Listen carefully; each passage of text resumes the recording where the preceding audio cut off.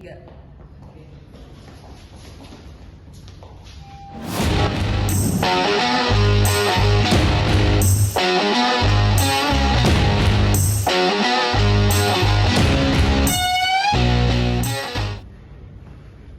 Hai, dalam kehidupan sehari-hari kita tidak terlepas dari smartphone.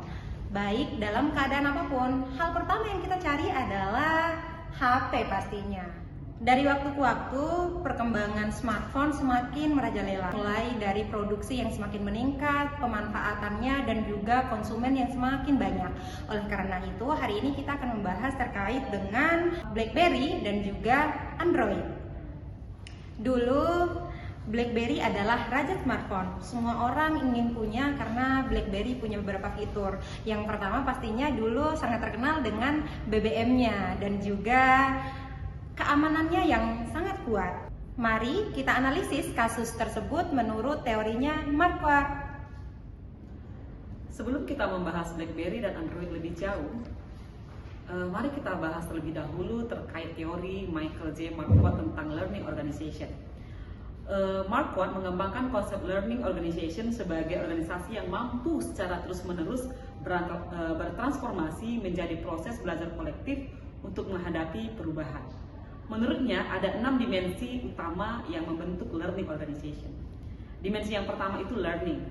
Nah, termasuk pembelajaran individu, tim, dan organisasi. Organisasi memberi ruang agar semua individu terus belajar. Tidak hanya pengetahuan teknis, tapi juga kemampuan berpikir kritis, reflektif, dan inovatif. Pembelajaran tidak berhenti di level individu, tetapi juga dikolaborasikan dalam tim, lalu melembaga di organisasi. Yang kedua, dimensi yang kedua itu organisasi. Organisasi didesain fleksibel, adaptif, mendorong inovasi, struktur kebijakan, dan sistem mendukung budaya belajar.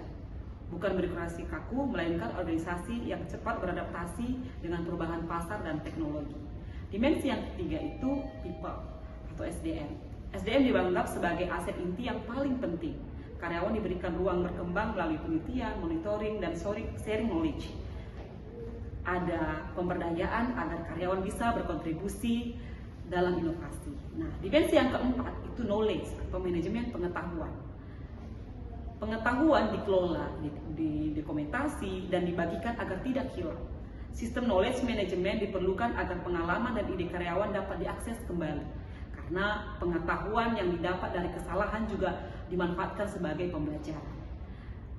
Dimensi yang kelima itu teknologi. Teknologi digunakan untuk memfasilitasi komunikasi, kolaborasi, inovasi, dan transfer pengetahuan. Organisasi yang belajar memanfaatkan teknologi digital sebagai infrastruktur utama agar knowledge bisa cepat dibagikan dan diakses. Yang terakhir itu leadership. Nah, dimensi ini adalah penggerak utama budaya belajar. Mereka berperan sebagai fasilitator, role model, dan motivator dalam proses belajar. Pemimpin memastikan adanya visi, dukungan, dan arah yang jelas agar pembelajaran melekat di organisasi. Nah, kita akan membahas secara detail teori Marquardt yang dihubungkan dengan kegagalan BlackBerry dan keberhasilan Android. Berdasarkan dari 6 dimensi yang telah disebutkan tadi, mari kita bedah satu persatu. Yang pertama itu ada learning, di mana learning ini adalah inti dari proses pembelajaran. Lingkupnya tidak hanya mencakup pembelajaran individu dan tim, tetapi juga beragam jenis pembelajaran, seperti adaptif, bereaksi terhadap kondisi yang ada, dan antisipatif, merancang langkah untuk masa depan. Learning yang lambat dari BlackBerry ini memang perusahaan BlackBerry ini memang mampu belajar, tetapi pembelajarannya itu sangat lambat dan sebatas adaptif. Mereka menganggap iPhone itu hanya sebagai produk unik dari Apple, bukan sebagai pergeseran fundamental di pasar. Pandangan ini membuat mereka terlambat beradaptasi dan akhirnya gagal. Sebaliknya, Android melihat kehadiran iPhone sebagai penanda bahwa pasar akan beralih ke layar sentuh dan ekosistem aplikasi. Alih-alih menganggap sebagai ancaman, Android justru mengadopsi model serupa, namun dengan strategi terbuka yang membuatnya mampu mendominasi pasar global. Ketika BlackBerry akhirnya mencoba membuat ponsel layar sentuh seperti BlackBerry Storm, produk itu malah bermasalah dan tidak mampu bersaing. Mereka tidak memiliki kemampuan untuk melihat masa depan pasar smartphone secara keseluruhan. Learning yang cepat dan antisipatif. Google memiliki budaya yang mendorong eksperimen dan pembelajaran dari kegagalan. Model bisnis open source Android memungkinkan mereka belajar dari ribuan mitra manufaktur dan jutaan pengembangan secara bersamaan. Alih-alih hanya menunggu dan bereaksi terhadap tren, Google langsung bertindak proaktif dengan menciptakan masa depan melalui platform terbuka Android. Mereka tidak cuma belajar dari kesalahan internal, tetapi juga secara aktif menyerap pengetahuan dari seluruh ekosistem mitranya. Strategi ini membuat Android bisa mengantisipasi tren pasar dan berinovasi dengan sangat cepat. Berkat kolaborasi dengan berbagai produsen seperti Samsung, HTC, dan juga Motorola, serta jutaan pengembang, Android memiliki ribuan mata dan telinga untuk mengumpulkan data dan umpan balik, sehingga mereka bisa berkembang jauh lebih cepat dari pesaing manapun.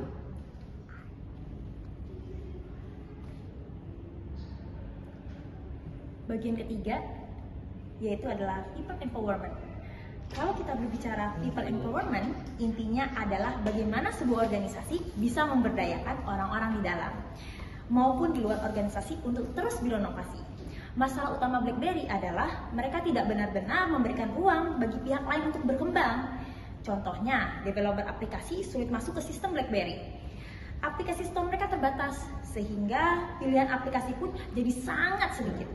Padahal di era smartphone, aplikasi merupakan nyawa utamanya loh. Bayangin aja, pada tahun 2010, BlackBerry baru punya sekitar 30.000 aplikasi. Sementara di tahun yang sama, Android yang sekarang kita kenal dengan Play Store sudah menembus lebih dari 200.000 aplikasi. Jauh banget kan bedanya? Faktor penyebabnya ada beberapa. Di antaranya yang pertama adalah budaya organisasi yang cenderung tertutup.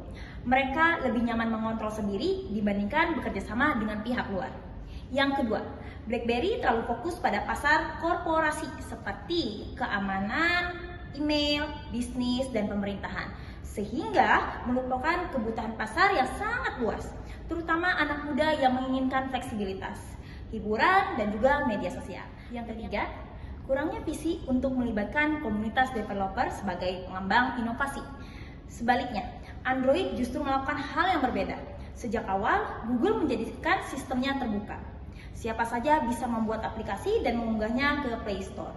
Inovasi tidak hanya datang dari Google, tetapi dari jutaan developer di seluruh dunia. Hasilnya, Android memiliki jutaan aplikasi yang sangat bervariasi, mulai dari game, pendidikan, hingga gaya hidup.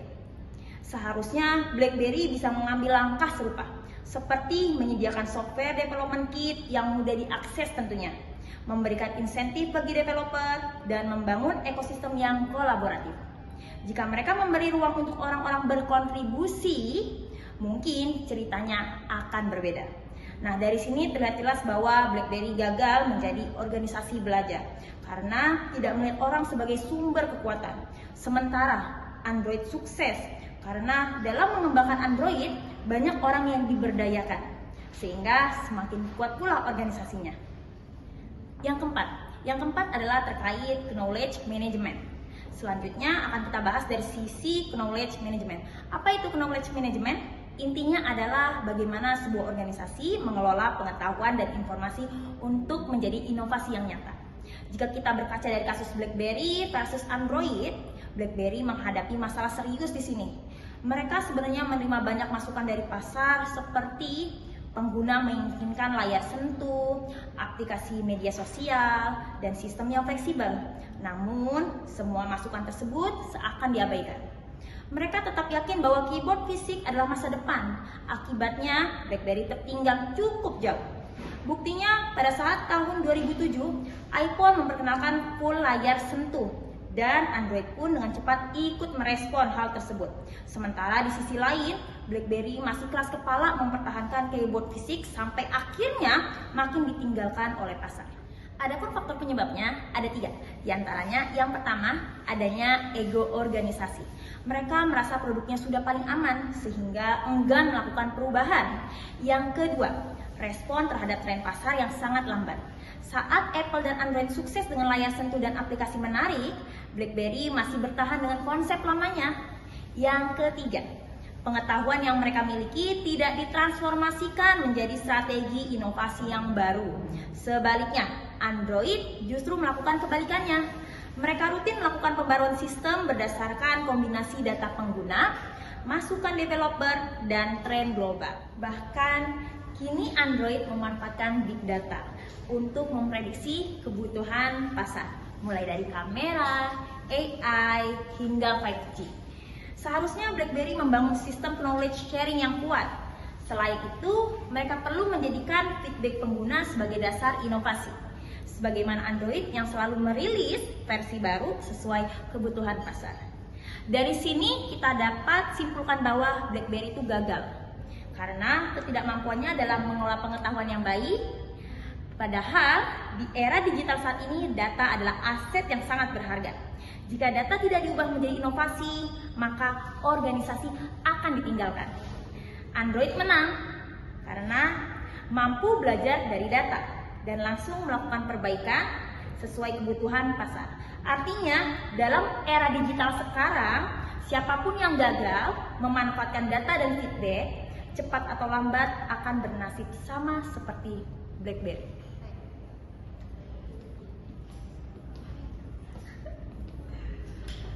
Nah, dimensi yang kelima itu teknologi. Dari sisi teknologi application, BlackBerry dan Android memiliki pendekatan yang sangat berbeda. BlackBerry pada awalnya unggul dengan teknologi email push yang aman, keyboard with QWERTY, serta layanan BlackBerry Messengers atau BBM yang terenkripsi, sehingga menjadi pilihan utama kalangan bisnis dan pemerintah. Namun, teknologi BlackBerry bersifat eksklusif dan tertutup. Ekosistem aplikasinya terbatas melalui BlackBerry World, sehingga tidak mampu memenuhi kebutuhan pengguna yang semakin bergantung pada aplikasi populer. Selain itu, BlackBerry lambat beradaptasi terhadap tren baru seperti layar sentuh dan aplikasi berbasis platform terbuka. Akibatnya, teknologi yang semula menjadi keunggulan kompetitif justru menjadi kelemahan karena gagal mengikuti arah perubahan pasar. Sebaliknya, Android sejak awal mengembangkan teknologi berbasis open source yang memungkinkan ribuan pengembang aplikasi di seluruh dunia berkontribusi dalam memperluas ekosistemnya. Google sebagai pengelola Android yang mengemban kolaborasi dengan berbagai produsen smartphone sehingga Android hadir di berbagai segmen pasar, dari kelas premium hingga enter level. Teknologi dimanfaatkan untuk mendukung pembelajaran berkelanjutan melalui umpan balik pengguna dan komunitas developer, yang kemudian menjadi dasar dalam pembangunan sistem operasi, peningkatan keamanan, serta pengembangan layanan berbasis AI, cloud computing, biometrik, dan Internet of Things. Hal ini menjadikan Android lebih adaptif, inovatif, dan mampu menjadikan teknologi sebagai enabler utama untuk mendukung pembelajaran organisasi. Dengan demikian, perbedaan mendasar antara BlackBerry dan Android dalam aspek teknologi application terletak pada bagian teknologi diposisikan. BlackBerry menggunakan teknologi secara tertutup dan eksklusif sehingga gagal beradaptasi, sedangkan Android mengaplikasikan teknologi secara terbuka, kolaboratif, dan inovatif sehingga berhasil menjadi sistem operasi dominan yang terus berkembang sesuai dengan kebutuhan zaman. Sekarang kita bisa melihat dari aspek leadership-nya. BlackBerry dan Android tentu memiliki perbedaan yang sangat mencolok. Yang pertama, BlackBerry bisa kita lihat dari segi kepemimpinannya. Kepemimpinan BlackBerry itu sangat tertutup dan tidak menyesuaikan dengan perkembangan zaman. Tetapi Android itu sangat menyesuaikan dengan perkembangan zaman, melihatkan bagaimana kebutuhan pasar, kebutuhan pengguna, dan kebutuhan dasar lainnya. BlackBerry itu sangat berbeda dengan Android. Android berada langsung di bawah kepemimpinan Google. Para pemimpin Google sangat mengedepankan visi jangka panjang, kemudian mereka meyakini bahwa teknologi harus lebih terbuka, kemudian mendukung kolaborasi global, dan juga pemimpin Android itu sangat mampu mengarahkan, memfasilitasi pembelajaran, dan juga memberi ruang bagi para pengguna. Sehingga pemimpin Android itu sangat berperan aktif dalam membangun budaya, kemudian membangun budaya inovasi, hingga BlackBerry sangat tertinggal jauh dari Android. Kepemimpinannya BlackBerry itu kurang terbuka terhadap pembelajaran dan inovasi. Ini membuat BlackBerry kehilangan daya peminat, daya saing karena pemimpinnya gagal. Kemudian, pemimpin Android sangat berperan aktif dalam membangun budaya inovasi berkelanjutan dan memastikan bahwa pembelajaran adalah bagian dari strategi organisasi. Dengan demikian, dari segi leadership ataupun kepemimpinan, kegagalan BlackBerry disebabkan oleh kepemimpinan yang tidak responsif dan juga kurang mendukung terhadap perubahan budaya belajar dan kebutuhan daripada konsumen itu sendiri, sehingga BlackBerry sangat tertinggal jauh dari Android. Dari kisah BlackBerry dan juga Android dapat kita tarik kesimpulannya bahwa organisasi yang hanya sekali belajar itu akan tetap terlihat tertinggal dan bisa tertinggal. Tetapi organisasi yang visioner dan menyesuaikan dengan kebutuhan zaman itu bisa sangat bertahan lebih lama. Oleh karena itu, organisasi yang baik itu mampu membangun pembelajaran dalam budaya, kemudian strategi, teknologi, dan kepemimpinan yang akan terus bertahan sesuai dengan kebutuhan dan perkembangan zaman.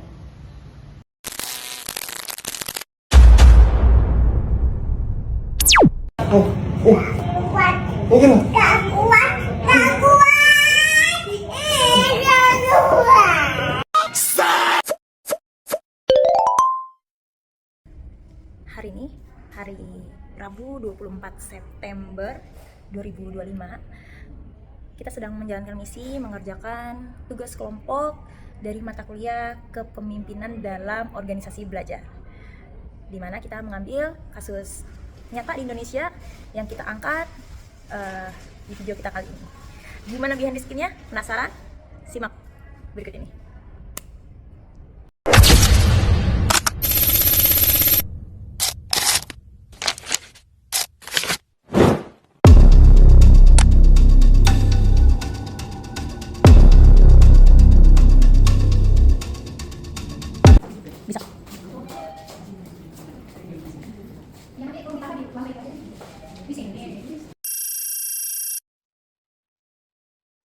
Berbasis AI, cloud computing, biometrik, dan internet. Tapi iya, makanya pakai tongsis tangan itu biar dia nggak gerak-gerak tangannya. Sangat besar. So, kalau iPhone mau jujur. Oke, standby, kamera ready, sound ready, 3, 2, 1, action. Maksudnya dari satu arah aja, nggak cuma maksudnya. Jadi maksudnya barengan. Iya. Iya. Tapi dari dua arah kan? Iya. Penutupan dia. Terus Udah kita cuma kasih doang gitu. Iya. Iya. Dedikatnya. Lihat dulu. Tapi mau ini. A few moments later. Eh, eh, eh, eh, eh, eh, eh, eh.